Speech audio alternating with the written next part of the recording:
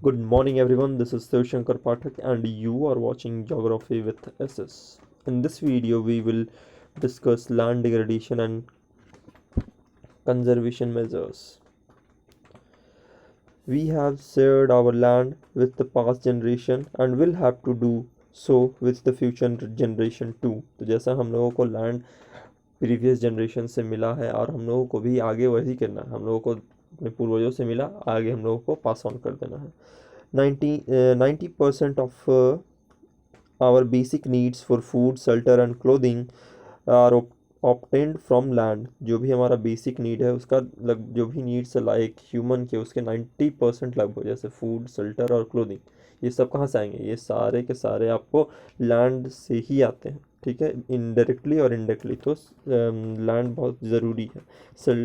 Human activity have not only brought about degradation of land but also have aggravated the pace of a natural force to cause damage to the land. तो human activity जो हम लोग करते हैं जब शुरुआत से, उसके कारण लैंड में डिग्रेडेशन हो रहा है. लैंड जो ज़मीन है उसकी गुणवत्ता कम हो रही है. तो वो तो कम उसका वो तो हम लोग किए ही है. गुणवत्ता जब से ह्यूमन आया तब से कम हो गया.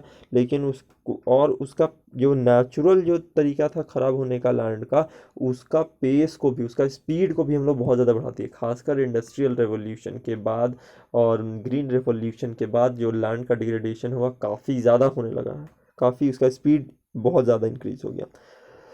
Some human activities such as deforestation, overgrazing, mining and quarrying too have contributed significantly in land degradation. तो कौन कौन से हैं? जैसे कि डिफॉरेस्टेशन, गए जंगल से काट के ले आए, तो जंगल से तो आप काट के ले गए, वहाँ का जो लैंड था उसको डिग्रेड हुआ. उसके काटने से क्या हुआ? वहाँ का जो अब जड़ नहीं है, तो वो वहाँ से मड स्लाइड, लैंड स्लाइड हो सकता है. तो वो डेबरीज वहाँ से हट सकते हैं, तो टॉप सॉइल हट जाएगा, तो क्या हुआ? लैंड का डिग्रेडेशन हो गया. आप क्या फिर वहाँ पे आप ग्रेजिंग, ओवर ग्रेजिंग करा दे. कैटल आपके पास है, आप रोज़ जाके एक ही पैच ऑफ लैंड पे आप रोज़ ग्रेजिंग कराते हैं, या फिर जहाँ पे जो 10 गाय को सपोर्ट करा था उसकी जगह आप 100 गाय को उससे करवा रहे हैं, तो ओवर ग्रेजिंग हो रहा है. तो उसके कारण भी लैंड डिग्रेडेशन होगा. ठीक है.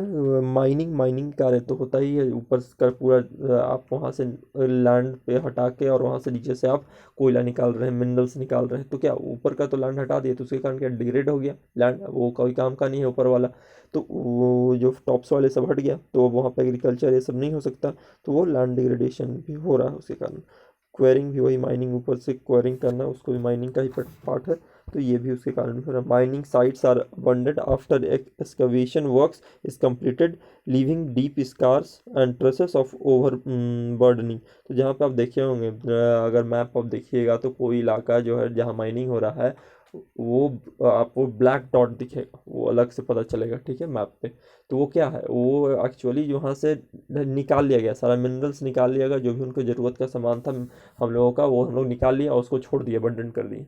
तो उसके कारण क्या होता है? वहाँ पे पानी जमा हो जाता है, तो वो जैसे लेक बन जाता है. ठीक है, माइनिंग लेक उसको बोला जाता है. तो उसका वो लैंड पूरा आप हटा दिए, टॉप सॉइल ही हटा दिए वहाँ से, तो वो लैंड डिग्रेडेशन हो गया. ठीक है. ये खासकर आपको जो भी माइनिंग एरिया वहाँ पे आपको देखने को मिलेगा, उसका आप मैप देख लीजिएगा.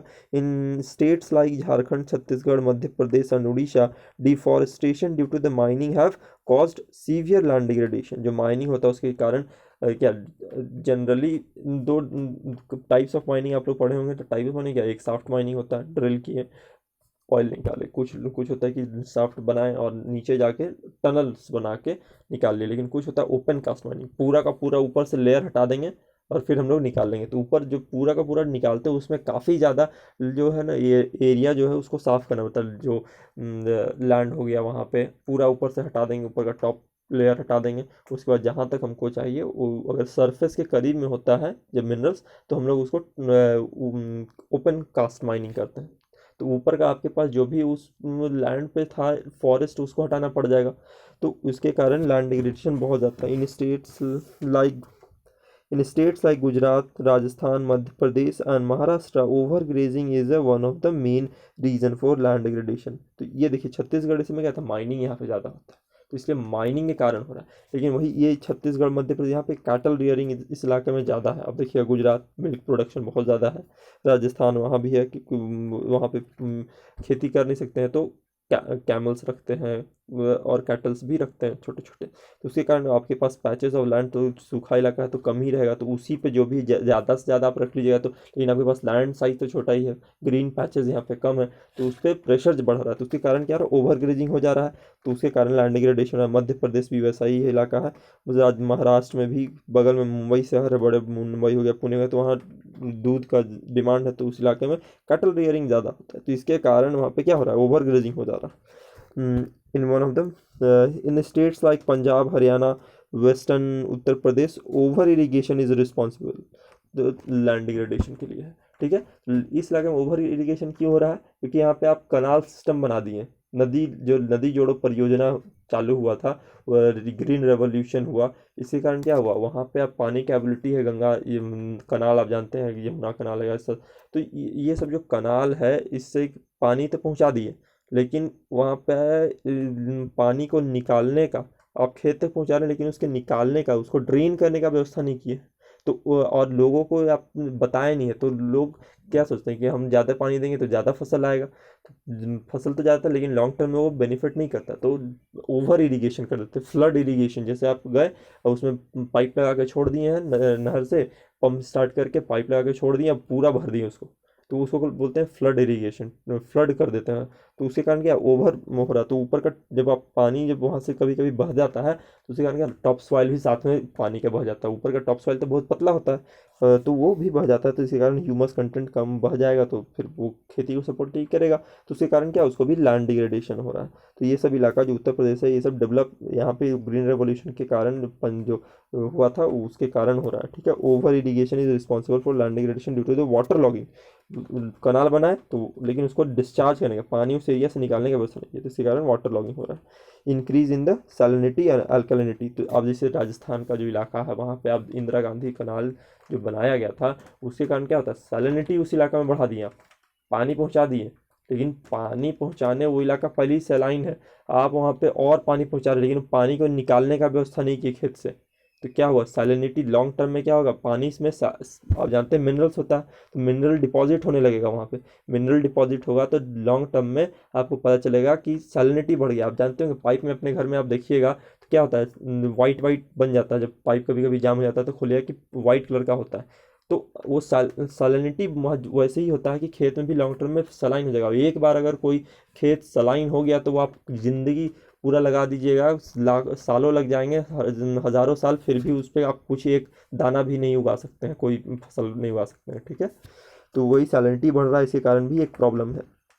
The mineral processing like grinding of limestone for cement industry and calcite and soap stone for ceramic industry generate huge quantity of dust in the atmosphere। तो ये सब क्या है, सीमेंट में बनाने के लिए क्या पूरा क्रश करना पड़ता है लाइमस्टोन को, तो क्रश करके पाउडर में फॉर्म में बनाया जाता है, तो पाउडर के फॉर्म में आप केमिस्ट्री में क्लास 10th में पढ़े होंगे, आप लोग पढ़ रहे होंगे कि सीमेंट को कैसे बनाया जाता है, तो वो वाला सीमेंट जो बन रहा है तो वो डस्ट भी उड़ेगा इंडस्ट्री में से, तो डस्ट उड़ेगा तो कहीं ना कहीं बैठेगा, तो क्या सीमेंट का डस्ट बैठ रहा है, तो क्या वो जब पानी मिल जाएगा तो एक पूरा एक जो लेयर बना लेगा, और लेयर के बाद उस लेयर से नीचे आप पानी को पर्कुलेट नहीं कर, रेन वाटर होगा लेकिन नीचे अंडरग्राउंड वाटर में नहीं जा पाएगा, तो उसके कारण क्या होगा, वो पूरा वो इलाका जो है इनफिल्ट्रेशन हो जाए water in soil after the settle down in land हो जाएगा, वो पानी को फिल्टर नहीं कर पाएगा, लैंड में जाने ही नहीं देगा। In recent years industrial influence as a waste have become a major source of land and water pollution in many parts of तो रिसेंट ईयर में जब इंडस्ट्रियल इंडिया में इंडस्ट्री काफ़ी ज़्यादा ग्रो होने लगी आफ्टर इंडिपेंडेंस, तो ये खासकर 1990 जब एलपीजी पॉलिसी अपना लिया गया, इसमें क्या बहुत सारे इंडस्ट्रीज़ आ गई बनने लगी हर जगह, तो ये इसके कारण क्या हो रहा है कि मेजर बहुत सारा जो है इलाका जहाँ इंडस्ट्रीज़ का कंसंट्रेशन है उस इलाका में आप देखिएगा तो बहुत ज़्यादा पोल्यूशन बढ़ रहा है। ठीक है, वाटर पॉल्यूशन, आप धनबाद जानते होंगे, कोल के लिए फेमस है पूरे भारत में, लेकिन आप वहाँ जाइएगा अगर वाइट शर्ट पहन के दिन भर घूम गए तो आपका शर्ट रेडिश कलर का हो जाएगा, क्योंकि इतना ज़्यादा एयर पॉल्यूशन है वहाँ माइनिंग के कारण, ब्लैक कलर का रेडिश कलर का हो जाएगा। ठीक है, these are many ways, there are many ways to solve the problem of land degradation. तो हम जानते हैं कि प्रॉब्लम है, लेकिन सॉल्व करने के भी तरीके हैं, लेकिन आपके पास विल होना चाहिए। Afforestation, proper management of grazing can help to some extent. तो एफॉरेस्टेशन का मतलब लोग जानते होंगे जंगल लगाना। जंगल लगा, एफॉरेस्टेशन का मतलब होता है जंगल वैसा जगह लगाना जहाँ जंगल था ही नहीं। आज हम जंगल काट देते हैं, अब उसी जगह फिर कल लगाएंगे तो उसको एफॉरेस्टेशन नहीं, उसको रिफॉरेस्टेशन करते हैं। तो एफॉरेस्टेशन करना होगा लैंड का, अभी जहाँ नहीं है वहाँ पे भी हम लोगों को लगा देना होगा जंगल, तब होगा। ठीक है, जो एरिया है उसको बढ़ाना होगा, ऐसा नहीं जो एरिया बर्बाद कर दिए पिछले कुछ सालों में उस पर तो लगाना ही होगा, उसके अलावा भी हम लोगों को जंगल करना लगाना पड़ेगा तो होगा। ठीक है, ग्रेजिंग का प्रॉब्लम, ओवर ग्रेजिंग का जो प्रॉब्लम हो रहा है राजस्थान जैसे इलाका में, गुजरात मध्य प्रदेश के इलाकों में, महाराष्ट्र के इलाकों में, उसको टैकल करना होगा हम लोगों को। ठीक है, plantation of shelter belts of plant का एक बेल्ट बनाना होगा। कुछ इलाके में शहर में रोड के किनारे बना दिए, शहर के चारों तरफ बना लेंगे, तो इससे भी हो सकता है। ठीक है, आप इंडस्ट्री बना रहे हैं तो इंडस्ट्री के आप जितना बना रहे हैं तो उसको जितना आप कार्बन फुटप्रिंट निकाल रहे हैं उसके अकॉर्डिंग आप लगाइए, या फिर आप रोड के आप बीच में डिवाइडर के बीच में अच्छे से लगाइए, साइड में लगाइए, तो आपको फ़ायदा होगा उससे। और ये जो रात में गाड़ी चलाते हैं उसके कारण एक्सीडेंट भी कम होता है। बीच में अगर पौधे लगे रहते हैं ताकि आपको सामने वाले अपोजिट लेन का लाइट आपकी आंख में नहीं चमकेगा, और आपको इन्वायरमेंट को भी फायदा होता है। ठीक है, stabilization of sand dunes by growing thorny bushes are some of the methods to check land degradation. आप लोग जानते होंगे कि जो राजस्थान का जो है एरिया वो बढ़ रहा है, मतलब राजस्थान का एरिया नहीं बढ़ रहा है, मतलब उसका जो डेजर्ट है, मरुस्थली का एरिया बढ़ रहा है, वो दिल्ली की तरफ ग्रो हो रहा है, वो बढ़ रहा है उसका, क्योंकि वो जो हवाएं चलती हैं तो उससे जो सैंड है वो बढ़ रहा है, आगे की तरफ प्रोसीड करता है, इधर उधर होते रहता है। तो उसके कारण क्या होता है कि नए इलाका जहाँ कभी डेजर्ट नहीं भी है, वो सेमी डेजर्ट एरिया है, तो वहाँ पे भी अब डेजर्ट होने लगा है, बालू का कंटेंट बढ़ जा रहा है। तो उसको चेक करने के लिए क्या करेंगे, थॉर्नी जो उस एरिया में, राजस्थान जैसे इलाका में कुछ जो नीम के पेड़ हो गए, या फिर कैक्टस हो गया, बबूल हो गया, ये सब प्लांट उस जगह पे लगा देंगे, वो सब सपोर्ट कर लेगा। कुछ हम लोग शुरुआत में अगर थोड़ा मोड़ा मदद कर दें उन प्लांटों का तो वो लग सकते हैं, तो वो ऐसे से लगा देंगे तो क्या होगा, वो बालू को पकड़ के रखेंगे तो वो आगे नहीं बढ़ेगा। तो हम लोग उसको जो डेजर्टिफिकेशन का प्रॉब्लम होता है वो प्रॉब्लम को हम लोग चेक कर सकते हैं। ठीक है, proper management of water land, waste land, proper management जो वेस्ट लैंड है जहाँ खेती नहीं होता है, उन एरियाज का प्रॉपर मैनेजमेंट करना होगा। कंट्रोलिंग ऑफ माइनिंग एक्टिविटीज़, जो माइनिंग होता है, ओपन कास्ट माइनिंग या सॉफ्ट माइनिंग भी हो रहा है, तो वो सब को हम लोग को कंट्रोल करना होगा। वो जहाँ आप देखते होंगे इलीगल माइनिंग होते रहता है, झारखंड के केस में आप बहुत ज़्यादा, चाहे आप बंगाल में झारखंड बंगाल के बॉर्डर के आसपास बहुत ज़्यादा इलीगल माइनिंग है कोल का, तो वो सब इलाका, एक तो वो उसके कारण लैंड डिग्रेडेशन भी होता है, और उन मजदूरों का भी जान खतरे में जानते हो आप लोग, देखे होंगे न्यूज़पेपर में पढ़ते होंगे, अंदर कभी कभी अवैध खदान धंस जाता है, उसके कारण हम मजदूर फंस जाते हैं, मर जाते हैं, तो ये दिक्कत भी है, तो उसके कारण भी बहुत ज़्यादा दिक्कत होता है। ठीक है, तो उसके लिए प्रॉपर कंट्रोल होना चाहिए माइनिंग एक्टिविटीज़ पे।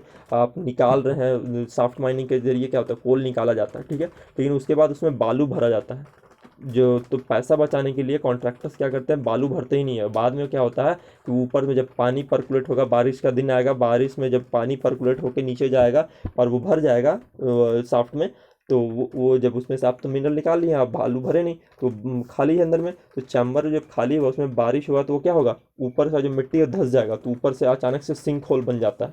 तो ये सब दिक्कत, बहुत ज़्यादा दिक्कत होता है जहाँ जहाँ माइनिंग वाले इलाका में बहुत रोड ये सब धंसने का प्रॉब्लम है, आप देखिएगा। ठीक है, तो ये सब कंट्रोल इसको इस पे ज़रूरत है।